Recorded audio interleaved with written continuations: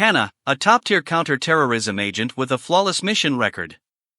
Crouched low on the deserted road, her hands moving swiftly as she planted landmines over the crackling walkie-talkie, her voice remained calm and calculated as she informed her partner, Yoon Song-yu, that direct engagement wasn't an option. She planned to sneak in, targeting the tires of the truck in front to minimize force, just enough to create chaos and slip into the trailer unnoticed. Her partner, Yoon Song-yu, responded with skepticism, asking if she intended to hold up the entire group until Giulio Parenti arrived. Hannah sharply dismissed the idea and laid out her plan with precision. Detonate the landmine when Mesa's vehicle appeared. Then sneak into the trailer under the cover of chaos. And wait for Giulio to show up. She emphasized her minimal force approach, explaining it was just enough to buy herself time to infiltrate the trailer.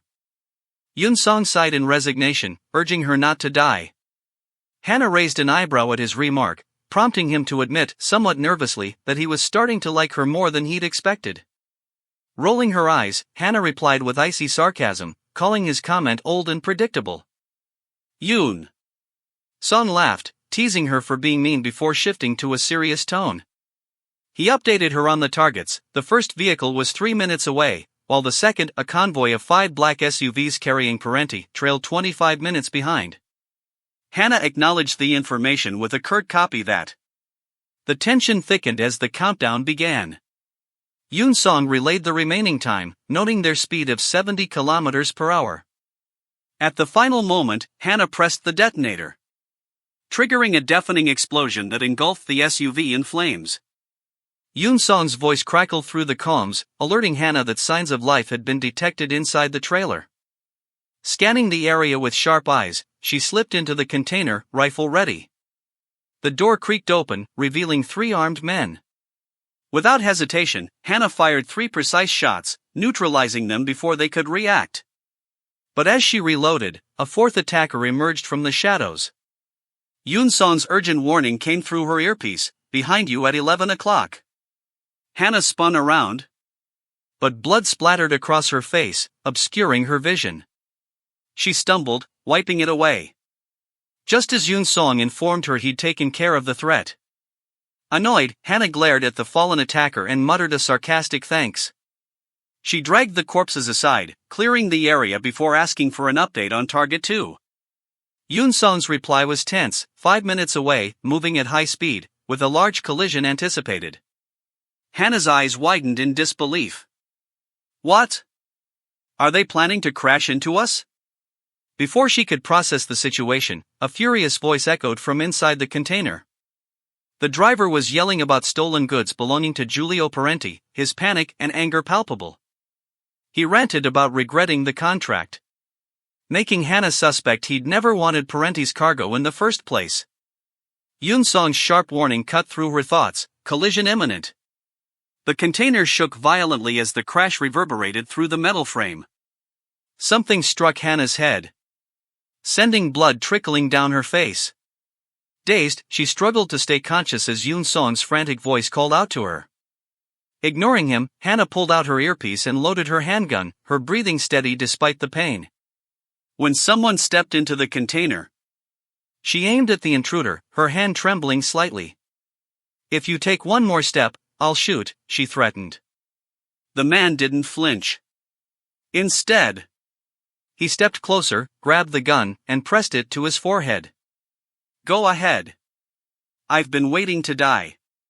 Before Hannah could react, a heavy blow struck her from behind. Pain exploded at the base of her skull, and her vision blurred as she crumpled forward. The man caught her before she hit the ground, lifting her effortlessly. One of his underlings asked what he planned to do with her. The man's lips curled into a faint, sinister smile as he adjusted his grip.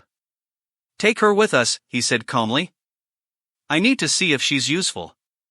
Hannah's vision blurred as she slowly regained consciousness. Her head throbbed, and her body felt heavy, bound tightly to a chair. Instincts kicking in, she assessed her surroundings, her captors nearby. She tested the ropes. But a smooth, mocking voice interrupted her. Looks like you've got quick reflexes, the man remarked, amusement dripping from his tone. Hannah's gaze snapped to him. Giulio Parenti, capo of the Sicilian mafia, a few feet away from her, a cigarette dangling from his lips. His sharp features were illuminated by the glow of the room. Giulio Parenti, she said steadily. Parenti exhaled smoke, studying her with narrowed eyes. And you are? He asked, his voice deceptively calm. Hannah didn't flinch. That's right. I was waiting for you. His smirk deepened. Why? Hannah grinned slyly. Before I answer that, take off my clothes. Parenti straightened, eyebrows shooting up in surprise. Excuse me? Her grin widened. You don't expect me to leave the bathroom looking like this, do you? Look how filthy I am. Parenti grabbed her chin. His thumb brushing her lips in an unsettlingly intimate. He leaned in close, his breath hot against her skin as he murmured, "Who said you'd be leaving here alive?" His voice dropped lower, dark with amusement. Was that your attempt to flirt with me? Hannah's expression didn't waver. As if, she retorted sarcastically. But I guarantee you, you're going to end up needing me. Parenti's smirk turned predatory. Me? Need you? Parenti withdrew his hand but kept his gaze locked on Hannah's. Without warning, he thrust 2 fingers into his mouth, wet them and pressed them against her tongue before she could react. Whiter, Parenti cut in, voice firm. She clenched her jaw, but he wasn't finished. He leaned closer, pressing his legs between hers in an invasive, deliberate motion. If that's what you want, you'd better get used to things like this, don't you think? Hannah's face flushed, but her voice stayed steady. You misunderstood. The door slammed open. Lorenzo, the white-haired man from the container, stormed in, disbelief twisting his features. Giulio. He glared between Hannah and Parenti. I thought you were killing her. What are you waiting for? Parenti straightened, calm but sharp-eyed. I was. She said she came to kill me. Then she started coming on to me. Before I knew it, I was distracted. Lorenzo's eyes widened. Again? Don't tell me you. A sharp look from Parenti silenced him. Fear flickered in Lorenzo's stiff posture. I take it back, he stammered. I was just worried. Hannah's mind raced. Again? Her Italian was shaky, but the meaning was unmistakable. Something was wrong. She needed an opening. While their attention wavered, she twisted her wrists, working the hidden blade against the ropes. Lorenzo drew a gun, aiming at her. I'll handle this cleanly. No, Parenti countered. Go report yesterday's incident. A gunshot cracked. Hannah had freed herself. In one fluid motion, she looped the rope around Lorenzo's throat and pressed his own gun to his temple. Don't move, she warned, voice icy. Parenti smirked, impressed. We did a poor job tying you up. Wouldn't have mattered, Hannah said, tightening her grip. I was always going to track you down. Footsteps pounded as more men burst in.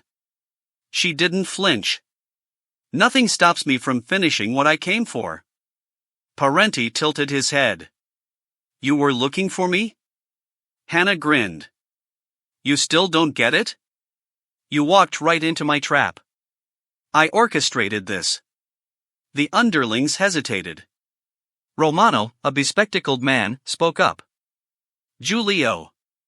Parenti waved him off. Eyes locked on Hannah. What do you want? Your help, she said. In exchange, I'll catch the bastard impersonating you. Parenti leaned back, amused. Bit late. Mesa's men were sniped before I could interrogate them. My brother's been tracking your double, Hannah shot back. Help me, and we find who's behind it. Your brother? Parenti's smirk turned lethal. Rumor says I ordered his death. He's alive, Hannah said flatly. That's why I'm here, to confirm you didn't do it. Parenti's gaze sharpened. He must mean a lot to you. Hannah's jaw tightened. This had always been the plan, to make herself indispensable. Do we have a deal? She asked, her voice steady. She had orchestrated all of this just to seize Parenti's attention. Now, she needed him to believe she was valuable. If she could convince him of her usefulness, her mission, to save her missing brother, would be one step closer to success. "What do you say?" she pressed again, watching him closely. Parenti stood, unbuttoning his shirt. "First, you get what you asked for." He shrugged it off, revealing a toned torso, then tossed the shirt to Romano. "Bring it." Romano moved with efficient obedience, returning moments later with a crystal glass filled with deep red wine. He extended it toward Hannah, his face an unreadable mask. "Here," he said simply. "Take this and release Lorenzo." Hannah's gaze darted between the glass and Romano, suspicion tightening her features. "You expect me to drink that?" she challenged, her voice edged with skepticism. Giulio's chuckle rumbled through the room as he leaned casually against the table, his half-naked form a study in controlled power. "You demanded I undress," he pointed out, "yet you won't extend me this small trust?" A tense silence followed as Hannah's mind raced through the possibilities. The wine could be poisoned or drugged, but something told her they weren't ready to kill her yet. The risk had to be taken. With sudden violence, she drove her foot into Lorenzo's side, sending him sprawling. As she simultaneously wrenched the glass from Romano's hand. Her eyes never left Giulio's as she raised the wine to her lips. And drained it in one defiant swallow. Almost immediately, the room began to swim before her eyes. "Strong stuff," she managed to think as her knees buckled. But before she could hit the ground, Giulio was there, his arms closing around her with surprising gentleness as consciousness slipped away. "The doctor?" Giulio asked, shifting Hannah's limp form in his arms. Romano consulted his watch. 30 minutes out. Giulio nodded, his attention returning to the unconscious woman. With unexpected care, he brushed a stray lock of hair from her pale face, his fingers trailing down to linger at the pulse point on her neck. "See that she receives full treatment," he ordered, his voice low but carrying absolute authority. "Every last inch of her." The charged silence that followed was broken only by the uneasy shifting of Giulio's men as they exchanged uncertain glances, none daring to voice the questions hanging heavy in the air. Hannah's eyes fluttered open, her vision swimming with disorientation before focusing on the needle lodged in her arm. The sterile bandages wrapped tightly around her body suggested professional medical attention, far more than she had expected. Had a doctor treated her? She wondered. Her thoughts spun rapidly. So they'd only drugged her? Yet someone had taken the time to properly dress her wounds. As her gaze drifted to the window, determination hardened in her chest. Dewey's rescue was all that mattered, no matter the cost. But first, she needed food. Then she could strategize a new approach with Parenti. When she pushed herself out of bed, her bare feet met cold flooring. A quick scan of the room confirmed her suspicion, her clothes were gone. That bastard had tossed them out. She clenched her fists. She'd known he'd be difficult, but this level of control was unhinged. And why was he even keeping her alive? He clearly had no intention of accepting her offer. Steeling herself, she yanked the door open only to crash straight into Lorenzo. They recoiled, eyes locking in a tense standoff. Lorenzo was the first to react, his finger jabbing toward her accusingly. "It's you." Hannah threw her hands up in surrender. "I'm sorry. I feel awful about earlier." A calculated thought flickered through her mind. If she played nice, she might pry information about Parenti out of him. A smirk tugged at her lips before she shifted tactics, cracking her knuckles with exaggerated menace. "You shouldn't have pulled a gun on me," she hissed. "Now I'm pissed." Lorenzo's jaw tightened. "Go back to your room. Don't try anything stupid." "I won't," she promised, clasping her hands in mock pleading. "I'll be the perfect hostage. But first, food. I haven't eaten all day. I'm starving." He hesitated before relenting. "We don't have much." "Will that do?" "Anything," she insisted. With a sigh, Lorenzo pressed a hidden button beneath his collar, likely a transmitter, and motioned for her to follow. Static buzzed briefly before his voice dropped, suspicion lacing his words. "Who the hell are you, really?" An assassin? A North Korean spy? Wrong on both counts, she replied coolly. South Korean Special Forces. Now. Just a baeksu. Somewhere else, Parenti listened, the glow of his cigarette flaring as he exhaled. The kitchen, spacious and dimly lit, smelled of herbs and olive oil. Hannah perched on a stool, watching with mild surprise as Lorenzo cracked eggs into a bowl with surprising finesse. Could a mafia enforcer really be a secret chef? Hannah was surprised by Lorenzo's cooking skills, so she asked, "How are you this good in the kitchen?" Lorenzo stiffened. "Sei taught me." Hannah seized on the name. Sei? Yeah, Lorenzo admitted reluctantly. There's a girl who looks a lot like you. Eat, he muttered, sliding a fluffy omelette toward her. Steam curled from its golden surface, the scent of garlic and chili oil making her mouth water. She forked a bite, the flavors melting on her tongue. You're good at this. Are you the family's cook? Lorenzo said it's a hobby. Between bites, she probed further. Earlier, you mentioned someone named Sei. Giulio's mistress? His face darkened. Don't never say that name around Giulio. Not a word. Hannah chewed slowly, filing the reaction away. So, Sei is a trigger. She smiled, all innocence. Understood. But tell me, why does a man like Giulio keep a soldier who cooks? Lorenzo's grip whitened on the counter. Finish your food. Then we go back. She obeyed, but her mind raced. Every scrap of information was a potential weapon. And she intended to collect them all. Outside, rain hammered against the pavement as sleek black cars rolled to a stop. Men in dark suits emerged, their presence deliberate, ominous. Parenti's voice cut through the storm, smooth and calculated. So you finally arrived. The man said, so you're looking for your brother? She didn't hesitate. Yeah. Do you know anything? A smirk curled his lips. Of course I do, his tone turning dismissive. Parenti doesn't take hostages, he hates the hassle. He'd rather just kill them. Hannah's grip tightened. And the imposters? Isn't he going after them? The man barked a laugh. We'd never get anything done if we chased every fool pretending to be him. There's more than one? A beat of silence. Hannah's mind raced.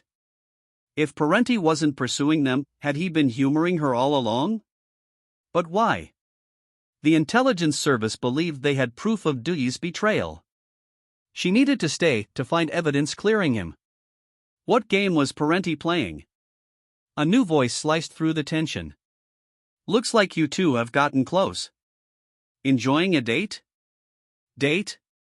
The man recoiled as if scalded. This woman tried to kill me.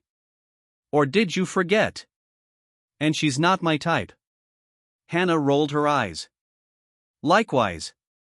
You're definitely not mine. A command snapped the argument short. Go get changed. There are clothes in the bedroom. Clothes? Hannah frowned. But I'm starting to like this shirt. You can't wear that where we're going. Realization dawned. Ah. So it's ready, then. The man's earlier bravado faded as he gestured stiffly. Change, we're attending a funeral. The Parenti family had recovered their fallen comrade's body from Cambodia.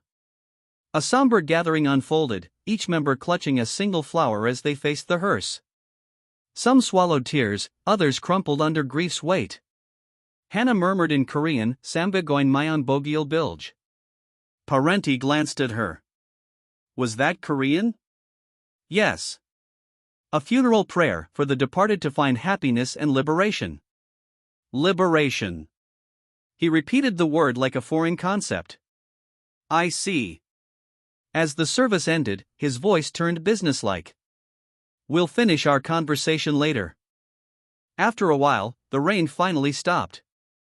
They sat in a luxurious house where elegant maids served food. For Hannah, only one thing was important right now: she had to keep Parenti interested in her. She needed to stay alert. Looking straight into his eyes, she said, "You still don't trust me. Go ahead, ask me anything." Parenti leaned closer, his voice low and challenging. "Then tell me, what exactly do you want from me?" "3 things," Hannah answered. "First, help me find Duty. Second, help me figure out who's after him. And third," she glanced at the empty spot in front of her. "Where's my food?" Parenti smirked. "Didn't you eat enough earlier?" As soon as Giulio dismissed the servants with a sharp command, the room emptied, leaving only him and Hannah behind. The silence was heavy, broken only by the clink of porcelain as Giulio slid a dish toward her. Hannah thanked him, though her mind was elsewhere. Her fingers twitched toward the knife on the table. "I should probably pocket this," she thought. "Just in case." Giulio rose from his chair and said, "The more I think about it, the funnier it seems." He closed the distance between them with measured steps, his polished shoes clicking against the marble floor. "You see," he murmured, his voice like velvet wrapped around steel, "I still don't know a single thing about you." His large hand closed around her wounded shoulder, fingers applying just enough pressure to make her tense without causing pain. Leaning down until his lips nearly brushed her ear, he continued, "I employ some of the finest intelligence operatives in the world. Yet even they haven't been able to uncover anything about you." When he pulled back slightly, his dark eyes held a warning that contradicted his calm tone. "Consider this your only warning." Before Hannah could formulate a response, Giulio's hand snapped out with startling speed, trapping her neck against the wall. His grip was unyielding as iron. "Taming dangerous, insolent creatures happens to be my specialty," he confessed, his breath disturbingly warm against her skin. "And you're making me dangerously excited." Hannah's pulse hammered in her throat. The man was utterly unhinged, far worse than she'd initially suspected. Yet she refused to let her fear show, meeting his predatory gaze with equal intensity. "And after you've tamed them," she challenged, keeping her voice steady, "do you slaughter them without mercy?" "Not exactly," Giulio corrected, his thumb tracing the delicate line of her jaw with mock tenderness.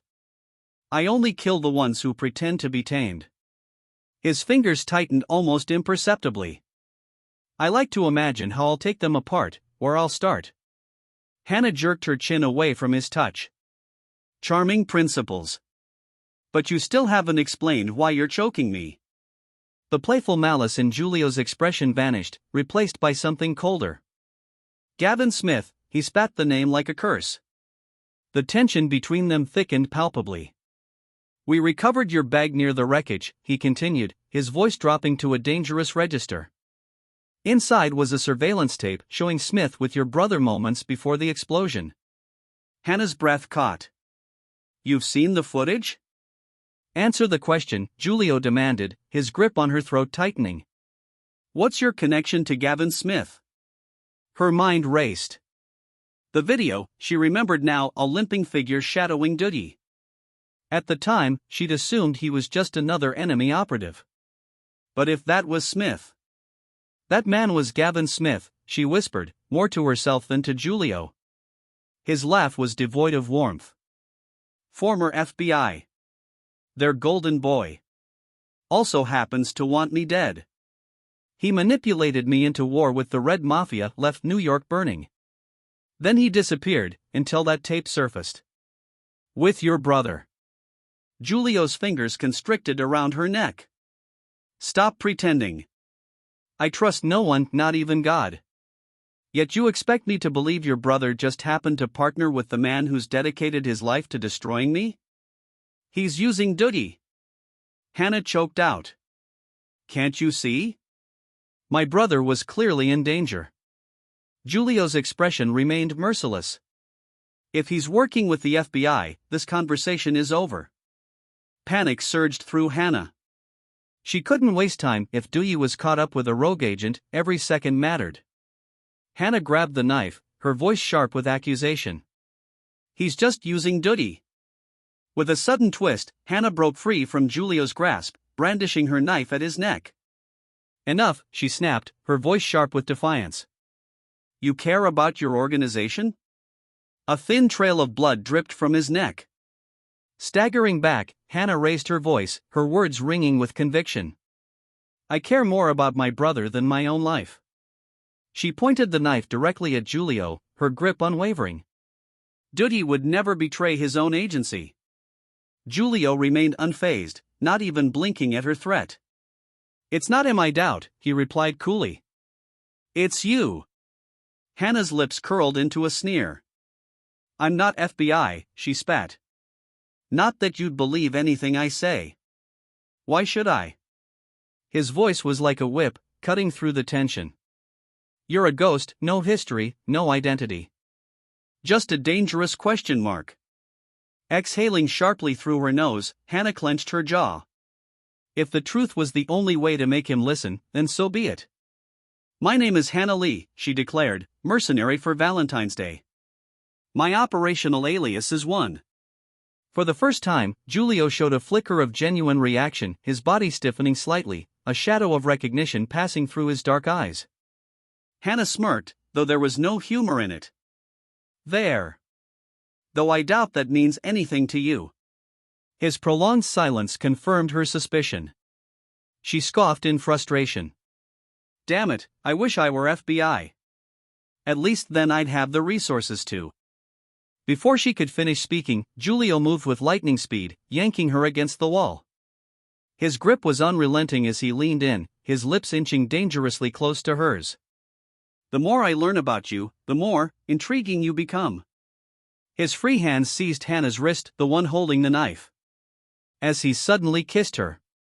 Hannah stiffened, her breath catching in her throat. What are you? She managed, but he wasn't one to stop. Driven by a reckless impulse, he deepened the kiss, releasing her hand as if daring her to react. Her eyes squeezed shut, conflicted, but instinct took over. In one swift motion, she drove the knife into his shoulder. Both of them panted heavily as they broke apart, the tension between them crackling like a live wire. Go on, Giulio taunted, his voice ragged but challenging. Push it right in. Without hesitation, Hannah twisted the blade deeper, her hand steady despite the storm of emotions raging inside her. Her eyes widened in shock as he let out a dark chuckle, his words sending a shiver down her spine. I think I'm going to develop a sinful interest in you. If you enjoyed this recap, check out my other recap where a sacrificial bride decides to get deflowered before marriage as an act of revenge against her family and her future husband.